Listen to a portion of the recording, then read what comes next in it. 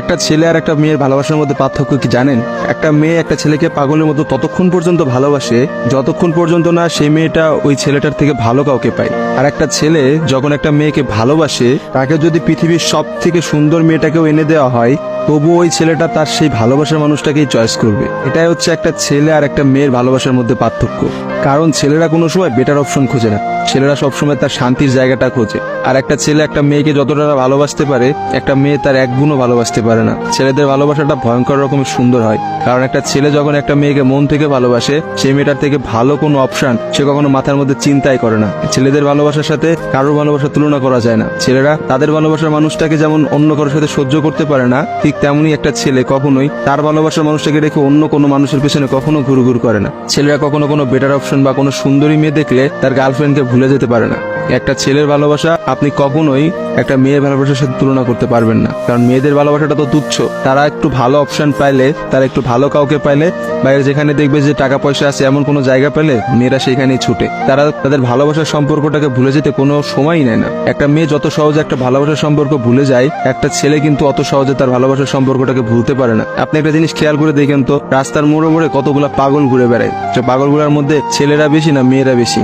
আসলে নারীর ছলনার কাছে হেরে গিয়ে কিন্তু ছেলেরা পাগল হয়ে যায়। আর তারাই কিন্তু সমাজে নানা রকম জায়গায় ঘুরে বেড়ায়। রাস্তাঘাটে দেখা যায়, বাজারে দেখা যায়, হাটে দেখা যায়, তাদের আসলে সব জায়গায় দেখা যায়। আর কয়টা মেয়েরা আপনি দেখছেন পাগল হইতে বলে? ভালোবাসার বিচ্ছেদের পর একটা ছেলে নিজেকে কোনোভাবেই ঘুরিয়ে নিতে পারে না, অথচ একটা মেয়ে কিন্তু খুব সহজেই তার নিজেকে ঘুরিয়ে নিতে পারে। একটা মেয়ে কিন্তু নতুন একটা সংসারে যায়, নতুন মানুষকে পায় এবং সে সবকিছু ভুলে যেতে পারে।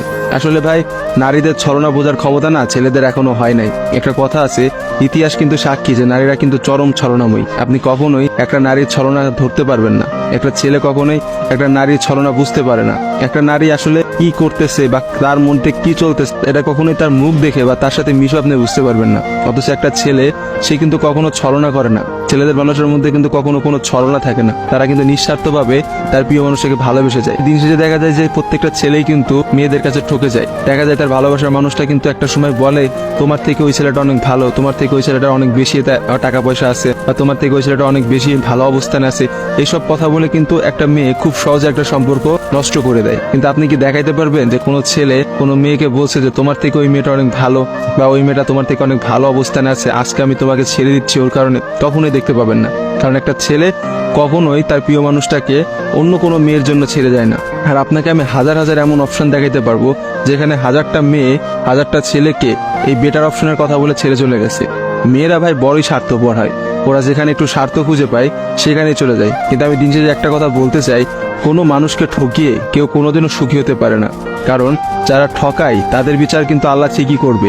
আজকে না হোক কালকে, কালকে না হোক কিছুদিন পরে বিচার আপনাকে পেতেই হবে। কারণ কাউকে ঠকায় কেউ কখনোই জিততে পারে না।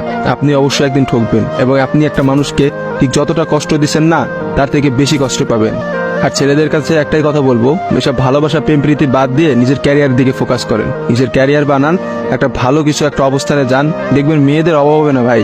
লাইফে অনেক মেয়ে পাবেন। এজন্য নিজের ক্যারিয়ারের দিকে ফোকাস দেন, নিজের লাইফটাকে সেট করেন। আজকে ভিডিওটা এই পর্যন্তই। ভিডিওটা ভালো লাগলে অবশ্যই ভিডিওটা শেয়ার করবেন। আবার দেখাবেন নতুন কোন একটা ভিডিওতে। Tata guys.